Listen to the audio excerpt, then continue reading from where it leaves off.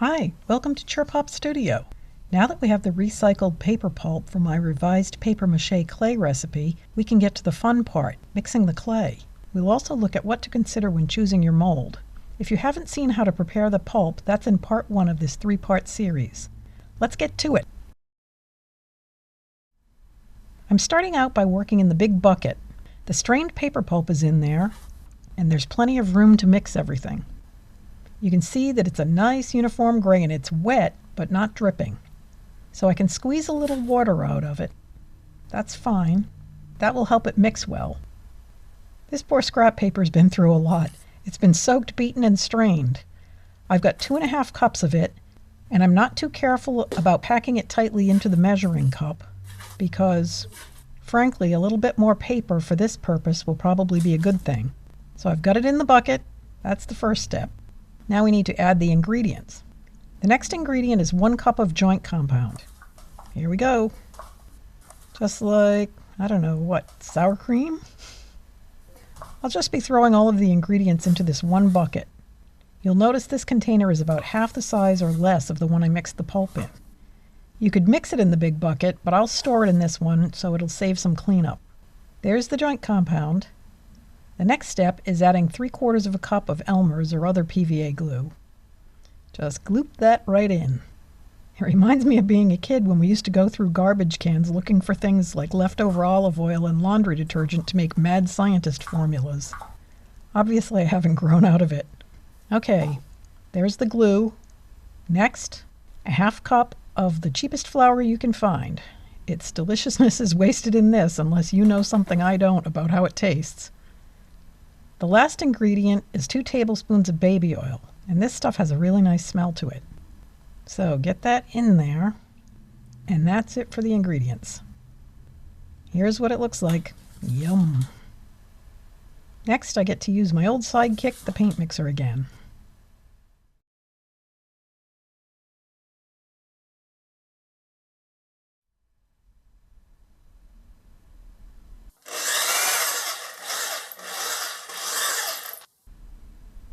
You might want to take this slowly because it could just squirt out everywhere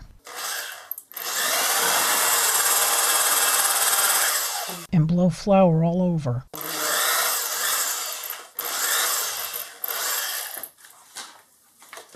So I'm going around the edges where it's dry and trying to work that flour into the mixture.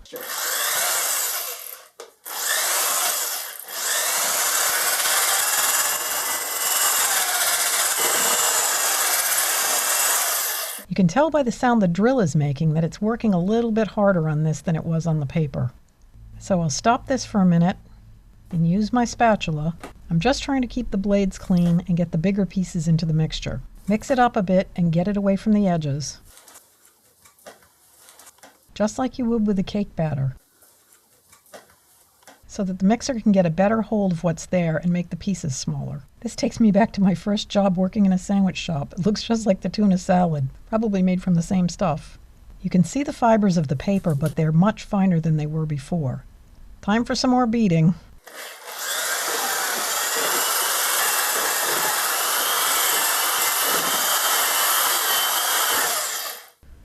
So after another couple of minutes beating this, it doesn't look terribly different, but I know that it's put in its time to be able to get it as smooth as I want to have it right now. That's the consistency. I found a straggler, a piece of paper that didn't get beaten up, so I'm just keeping that aside for now. I'll put it in with my other scraps and use it in the next batch. Now I've got these 2 containers with some joint compound and some glue in them. You really don't want the joint compound and probably not the glue to go down your drain. Your best bet is to wipe out as much of it as you can with a paper towel. Throw the paper towel in the garbage, then wash what little is left out. So now that you've got your nice thick usable clay, the next step is to make some bowls. Before you can create the bowl, you need to find a mold to form it on. So with this material, you're looking for a shape that suits the bowl you have in mind, then putting a protective layer between the clay and the mold so they can come apart later. Next, you spread the clay on the mold, then you let it dry, then remove it from the mold. The choices you have for molds are fairly limitless, but there are a few things to keep in mind to avoid heartache and wasting your time. You can see I have quite a few possibilities on this table and even more under it.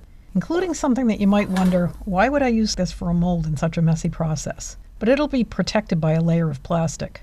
The worst that'll happen is it could be covered with caked-on paper that I can wash off easily. One of the qualities of the mold to be sure to consider is that it doesn't have any undercuts. And what I mean by that is when you have a shape that flares out a bit and then turns back under. You can still use it. I've used this vase to make this bowl. You can see the shape, but notice that I didn't go very low on the form. I didn't go below the widest area where it starts to turn back in. If I did, I wouldn't be able to get the bowl off the mold. Another thing to keep in mind is the size of the form. Do you have enough clay? But that's easy enough to remedy now that you're a papier-mâché clay mixing pro. Texture is another consideration. There are some bowls that I've thought of using as molds that have texture. These types of bowls could be used as molds. But this texture here and this texture here would create the inside of your finished paper bowl. So just be aware of that and make sure it's what you want. The shape of the mold itself also matters. For example, I thought this could be interesting to use as a tall vase-type structure. And I initially placed the clay probably up to here on it, but this is what I ended up with. It was incredibly difficult to get the bowl off the mold. And it had the same kind of protective or release layer that every other bowl I've made has. But it took me a long, long time, a lot of messing around, and a lot of stubbornness to separate this. And in the end, I had to tear it down quite a bit to be able to remove it. I haven't given up on this yet because stubbornness runs in my family. Maybe a half-gallon milk or juice carton, partially because it's waxed, partially because it's flexible. And I could tear it up if I needed to pull it out of the bowl. This is kind of interesting, but it's not what I was trying for. I really didn't want to ruin the vase by breaking it to get it out. Another option you have for creating this shape is a balloon. Now, this bowl was shaped from this type of balloon. The nice part about using a balloon as a mold is that you can have the undercut. You can have a shape that comes back in underneath. I've made another bowl that was like this but smaller that came in even further toward the top. That would be the main reason to use a balloon, because otherwise it's a little bit tough to manage since it's squishy and the bottom is rounded, so you have to play with it a bit or give it a foot so that it can sit on a flat surface without rocking. There are plenty of other shapes here, and there are cracked dollar store bowls that are still able to be used. I've used this for one, and I'm pretty sure I used this one. They have cracks that you could tape on the other side if you really needed to, but these worked fine. This is the top of a thermos. Don't look at what the object is, look at the shape. It has writing on it, but if I put some plastic over it, that really wouldn't be impressed into the bowl. And if it did at all, you could sand it out. I've made something from a bowl like this where it flared out a bit and you get a lip on the finished product. So if you want that, great. If not, just stop short of that and you'll be okay. Another thing to take a look at is what the finished product looks like when it comes from a particular mold. We already saw that this came from this, and this came from the square vase, and this came from the balloon. With these smaller ones, you can see that where there's a rim on the outside of the mold, it creates an indentation on the inside of the bowl. And I can trim these edges, especially when it hasn't cured completely. This has been sitting around for a while, but even now I could at least get it started, possibly by breaking it off with some pliers. Then you can sand it. You can break pieces off easily, but not too easily. It's very sturdy. It's very lightweight, but it's much sturdier than a bowl made out of just cast paper. That's one of the best qualities of the papier-mâché clay. You can see there's a lot of texture on the inside, which you might want if you wanted it to look like a flower or something organic or natural. That will come from the plastic wrap that we use between the mold and the clay. This is another bowl that was made from the same type of mold, and you can see if you smooth out the plastic wrap more, you don't get quite as much texture on the inside. And all of that is sandable and patchable with the papier-mâché clay itself, gesso, or some other type of paste or filler.